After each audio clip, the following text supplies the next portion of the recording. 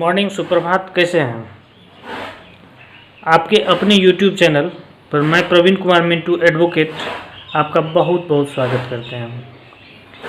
आज जो हम टॉपिक लाए हैं वो वर्तमान स्थिति के परिप्रेक्ष्य में जानना बहुत ही ज़रूरी है। अभी देख रहे हैं कोविड-19 अर्थात चीन के वुहान शहर से निकला हुआ एक वायरस दुनिया के लगभग 200 देश में मौत का तांडव मचा रहा है। इस मौत के तांडव को देखकर हर एक आदमी उनके आंकड़ा को जानने के लिए आज विवश है। सुबह जगते हैं, सबसे पहले आंकड़ा जानने का कोशिश करते हैं। अमेरिका में कितनी मृत्यु हुई, इटली में कितनी हुई, इंडिया में कितनी हुई, चाइना में कितनी हुई। ठीक है, ये क्या है? एक वैश्विक महामारी है, एक ऐसा वायरस जिनका निदान अभी तक नहीं हो पाया है और उनकी बहुत अच्छी तरह से पहचान भी नहीं हो पाई है। उसके वैक्सीन को बनाने में दुनिया के तमाम देश लगे हुए हैं, लेकिन अभी भी असफलता ही हाथ लगी है। इस वैश्विक महामारी को देखते हुए हम इतिहास के पन्ने को अगर पलटें तो विश्व इतिहास में या दुनिया में 5 ऐसी भयंकर महामारी आई है जिनसे रूह कांप उठता है। उनके बारे में जब आप जानेंगे तो आपको लगेगा कि वाह, ये जो कोविड-19 है उसके तुलना में अभी भी कम है। और उस समय साइंस इतना डेवलप नहीं था जितना आज के डेट में है। उम्मीद है कि कोविड-19 को बहुत जल्द ही हमारा साइंस उसको रोक देगा। ठीक है, तो समय को वेस्ट नहीं करते हुए हम लोग आज 5 को जानेंगे। और उससे पहले मैं आपसे रिक्वेस्ट करना चाहता हूं, अगर आप सब्सक्राइब नहीं किए सब्सक्राइब कर लीजिए मेरे चैनल पे, यानी आपके चैनल पे। इस चैनल पे आपको जो भी वीडियो मिलेगी वो निश्चित रूप से ज्ञान हेतु मिलेगी और लीगल अवेयरनेस हेतु मिलेगी, और इसका उपयोग आप अपने दैनिक जीवन में, अपने लाइफ में हर पल कर सकते हैं। और ये एक अवेयरनेस ही देना मेरा सोशल वर्क है। चलिए पहला करते हैं, स्पेनिश फ्लू। ये 1918 का है। 1918 में स्पेनिश फ्लू नाम की बीमारी आई। 1918 तो याद आता है 1914 से 18 तक प्रथम विश्व युद्ध हुआ था। ऐसा माना जाता है कि प्रथम विश्व युद्ध के समाप्ति के बाद सैनिक कैंप जब अपने अपने देश लौट रहे थे तो वो अपने अपने साथ इस वायरस को, इस बीमारी को लाए थे। ये एक इन्फ्लुएंजा ही थी, ठीक है, जिसका वायरस था H1N1, ठीक है, जिसका दूसरा प्रकोप 2009 ईस्वी में भी देखा गया था। ठीक है, तत्काल उसको गौन किया जाए। यह जनवरी 1918 में पैदा हुआ क्या ये बीमारी, और दिसंबर 1920 तक भयंकर मौत का तांडव दिखाया। और विश्व के बहुत ऐसे देश थे जिनकी बर्बादी का कारण बना।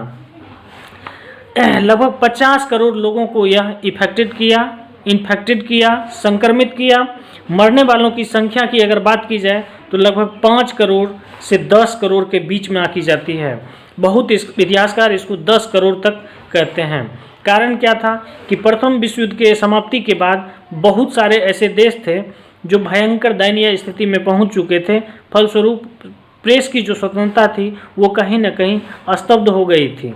ठीक है, इसलिए इसका एग्जैक्ट डाटा पाना बहुत मुश्किल है। तो ऐसा माना जाता है 5 करोड़ से 10 करोड़ के बीच इनकी जो है मौत की संख्या थी। आप समझ सकते हैं, भारत में इस महामारी से लगभग 1 करोड़ 20 लाख लोग अपनी जान गंवाए थे। ठीक है, सबसे पहले अमेरिका ही चपेट में आया था और उसके बाद यूरोप, अफ्रीका और एशिया।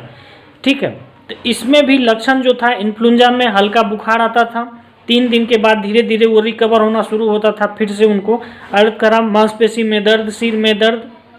ठीक है, ये सब था। अंत सबसे ज़्यादा दिन रहकर सबसे ज़्यादा मौत का तांडव मचाने के कारण इसको विश्व इतिहास प्रथम महामारी यानी प्रथम भयंकर घातक महामारी के रूप में आज भी इनको याद करता है। एक तो ये बात हो गई। उस समय हम लोग क्या थे? अंग्रेज़ के गुलाम थे, अंग्रेजी शासन था। उस समय भी अंग्रेज़ का हालत ख़राब हो गया था कि इनको कैसे ब्रेक किया जाए। जिस क्वारंटीन के आज बात करते हैं उस समय भी क्वारंटाइन ही इसका मुख्य इलाज हुआ करता था, और उसमें गांधी बाबा भी बहुत बड़ा सहयोग दिए थे। एकदम जो छोटे छोटे जो ग्रुप थे सब मिलके सब समाज सेवा करते थे, उसमें गांधी बाबा सबको जो है सहयोग देते थे, पॉजिटिव एनर्जी भरते थे। फलस्वरूप क्या हुआ कि दिसंबर 1920 तक इनको हद तक घटा दिया गया। अब आते हैं दूसरा नंबर, 541 ईस्वी की बात है। जस्टिनियन प्लेग जो है इसको बुबोनिक प्लेग भी कहा जाता है। ये 541 से 542 तक विश्व में भयंकर मौत का तांडव मचाया। ठीक है, ऐसा माना जाता है कि इस बीमारी ने यूरोप की आधी आबादी को साफ कर दिया। आप कल्पना करके देखिए कि यूरोप की आधी आबादी को समाप्त कर देना ये बहुत बड़ी बात होती है। एक साल के इस मौत के तांडव में लगभग 2 से 3 करोड़ लोग को अपने आगोश में लेकर सदा के लिए चीर निंद्रा में सुला दिया। ठीक है, ऐसा माना जाता है कि मिस्र से इनकी शुरुआत हुई थी और बहुत इतिहासकार ऐसा मानते हैं कि इस रोग से भी लगभग 5 करोड़ लोगों की मृत्यु हुई थी। ठीक है, अब आते हैं हम तीसरे पे, ये है HIV एड्स, जो हर आदमी जानते हैं। ठीक है, HIV अलग है, एड्स अलग है। HIV एड्स की जो सबसे पहली पहचान की गई 1981 ईस्वी में की गई। ठीक है, इसको विश्व का जो है तीसरे नंबर का दर्जा प्राप्त है। कारण इसका क्या है, इससे होने वाली जो मृत्यु होती है उसकी जानकारी हम लोगों तक इस रूप में नहीं पहुंच पाती है जिस तरह अभी कोविड या फिर वो सब के रूप में पहुंचता है। लेकिन ऐसा आंकड़ा बताता है कि 1981 से अभी तक लगभग 3 से 4 करोड़ लोग की मृत्यु हो चुकी है।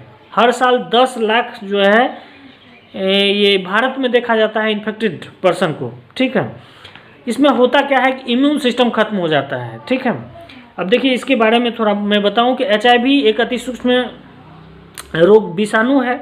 ठीक है, जिसकी वजह से एड्स होता है। एड्स कोई रोग नहीं है, ठीक है, बल्कि एक संलक्षण है जो अन्य रोगों से लड़ने की क्षमता को ख़त्म कर देता है। अगर इन्फेक्टेड पर्सन को अगर सर्दी भी हो जाए, खांसी भी हो जाए, तो उसके लिए उसके शरीर में जो एंटीबॉडी होता है वो एकदम जीरो हो जाता है, वो उससे नहीं लड़ पाता है, फलतः उसकी मृत्यु होनी निश्चित हो जाती है। ठीक है, तो मेन यही है कि उनका एंटीबॉडी बिल्कुल ही एकदम ख़त्म कर देता है।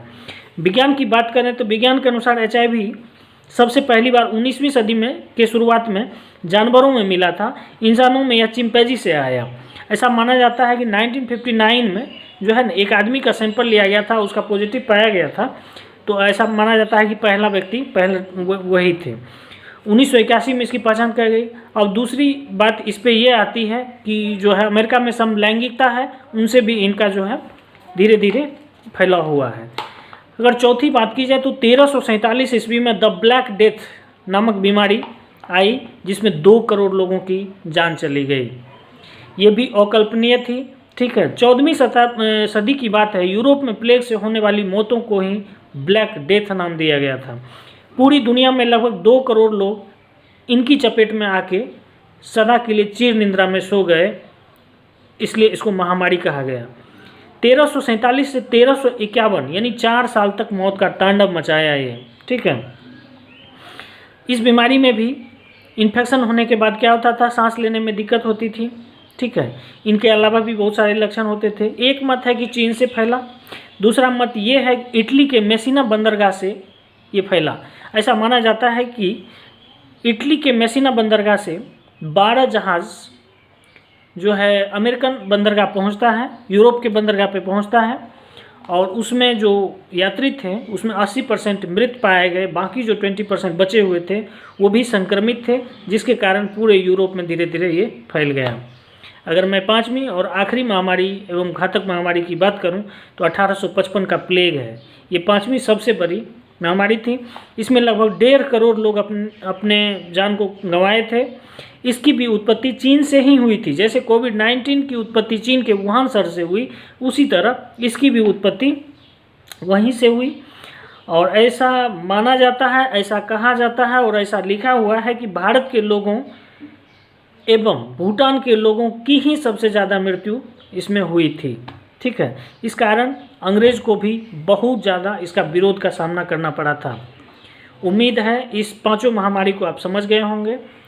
अब समझिए ये कोरोना का बाप था या दादा था। ठीक है, अभी कोरोना का तांडव देख ही रहे हैं, आगे कोरोना से होगा क्या आने वाले समय में ये तो ऊपर वाले ही बता सकते हैं।